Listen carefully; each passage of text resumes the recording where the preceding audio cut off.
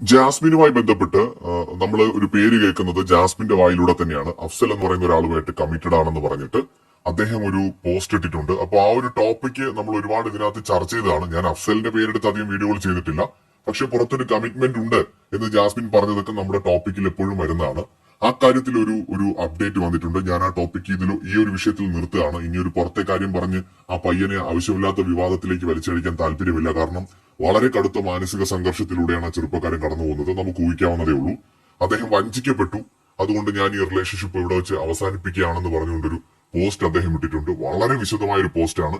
ഞാൻ ജസ്റ്റ് അതിന്റെ സ്ക്രീൻഷോട്ട്സ് ഇതിനകത്ത് ആഡ് ചെയ്തേക്കാം. താനും ജാസ്മിനും തമ്മിൽ വളരെ സ്ട്രോങ് ആയിട്ടുള്ള ഒരു റിലേഷൻഷിപ്പ് ആയിരുന്നു. പക്ഷെ തനിക്ക് ഒട്ടും അക്സെപ്റ്റ് ചെയ്യാൻ പറ്റുന്നില്ല. വീക്കെൻഡ് എപ്പിസോഡിൽ താനുമായിട്ട് കമ്മിറ്റഡ് ആണ് എന്ന് പറഞ്ഞിട്ട് മറ്റൊരാളുമായിട്ടുള്ള പ്രണയം താൻ ഹോൾഡ് ചെയ്ത് വെക്കുന്നത് അതൊരിക്കലും പ്രാക്ടിക്കലി പോസിബിൾ അല്ലാത്തത് കൊണ്ടാണെന്ന് പറയുന്നത് തനിക്ക് ഒട്ടും ഉൾക്കൊള്ളാൻ പറ്റുന്നില്ല. താൻ തന്റെ ഫാമിലിയോട് പോലും ഫൈറ്റ് ചെയ്തിട്ടാണ് ഈ ഒരു വിവാഹത്തിലേക്ക് കാര്യങ്ങൾ കൊണ്ടുവന്ന് എത്തിച്ചത്. പക്ഷേ ഇപ്പോൾ താൻ ചതിക്കപ്പെടുന്നു എന്ന് മനസ്സിലാക്കുന്നു. ഇനിയും ഇതിൽ തുടരാൻ തനിക്ക് താല്പര്യമില്ല എന്ന് പറഞ്ഞുകൊണ്ട് ദയവ് ചെയ്ത് എന്നെ നിങ്ങൾ ഇതിലേക്ക് വലിച്ചെടുക്കരുത്, എന്റെ പേര് വലിച്ചെടുക്കരുത്, ഇതോടെ ഇത് അവസാനിക്കണം, ഈ ടോപ്പിക്കിലേക്ക് വരാൻ ഞാൻ ആഗ്രഹിക്കുന്നില്ല. ഒരു പബ്ലിക് ഷോയിൽ എങ്ങനെയാണ് ചീറ്റ് ചെയ്യേണ്ടത് എന്ന് അവൾ എനിക്ക് കാണിച്ചു തന്നു. അതോടുകൂടി എനിക്ക് എല്ലാം കൊണ്ടും തൃപ്തിയായിരിക്കുകയാണ്. ഞാൻ അതുകൊണ്ട് ഒരു ക്ലാരിറ്റി നൽകുകയാണ്. ഈ റിലേഷൻഷിപ്പ് ഞാൻ അവസാനിപ്പിച്ചിരിക്കുന്നു എന്നാണ് അഫ്സൽ പറഞ്ഞതിന്റെ രത്ന ചുരുക്കം. ഒരു വലിയ പോസ്റ്റാണ്. താല്പര്യമുള്ളവർക്ക് ഇത് വായിച്ചു നോക്കാം. ഞാൻ ഈ ഒരു വീഡിയോയ്ക്കകത്ത് ആഡ് ചെയ്തിട്ടുണ്ട്. അല്ലാതെ കൂടുതലൊന്നും ഞാനും ഇതിനകത്ത് പറയുന്നില്ല. ആ മനുഷ്യൻ കടന്നു പോകുന്ന ഇമോഷൻസിനെ നമ്മൾ റെസ്പെക്ട് ചെയ്യണം.